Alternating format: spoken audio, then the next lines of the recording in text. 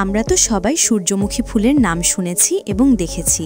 আপনি কি জানেন এই সূর্যমুখী ফুল থেকে কি তৈরি হয়? আপনি যদি জেনে না থাকেন তাহলে চলেন জেনে আসা যাক। এই সূর্যমুখী ফুল থেকেই তৈরি হয় আমাদের প্রতিদিনের রান্না করার জন্য তেল। এই তেল কিভাবে আমাদের রান্নাঘর পর্যন্ত চলে আসে সেই প্রক্রিয়া দেখে আসা যাক। সর্বপ্রথম সূর্যমুখী ফুল আবাদ করা হয়।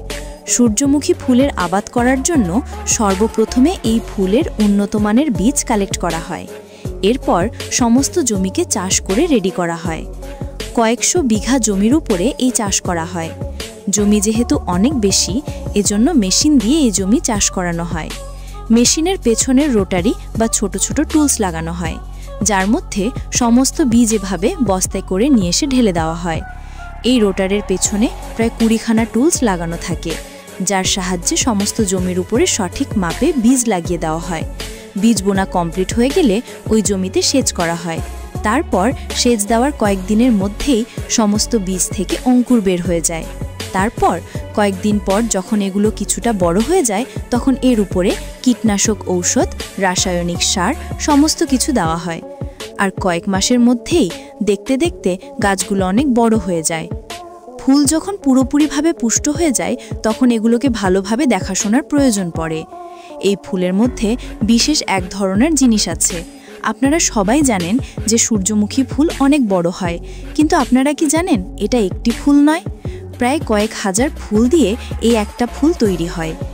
এই ফুল থেকে উন্নত মানের বীজ তৈরি করার জন্য মৌমাছির চাষ করা অনেক প্রয়োজন।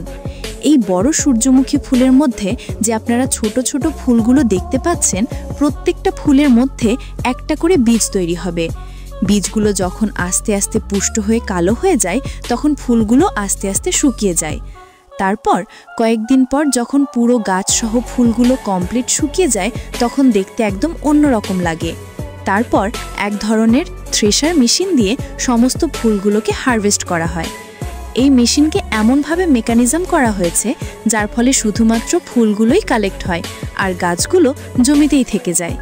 দেখতে দেখতে এই মেশিন সমস্ত জমির ফুল থেকে বীজগুলোকে কালেক্ট করে নেয়।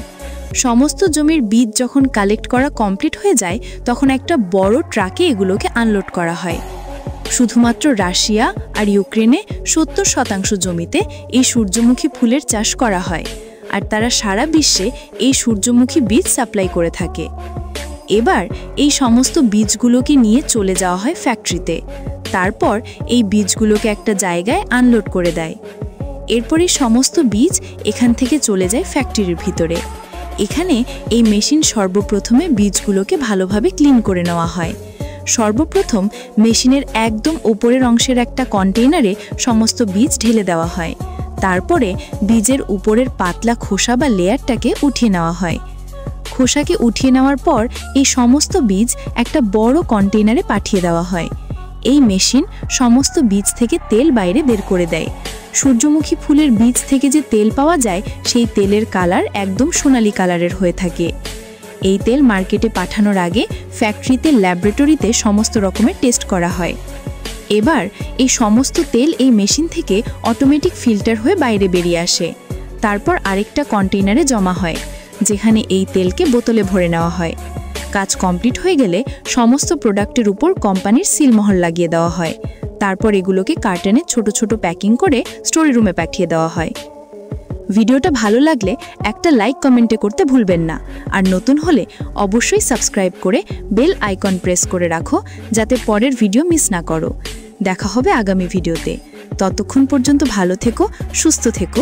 ধন্যবাদ।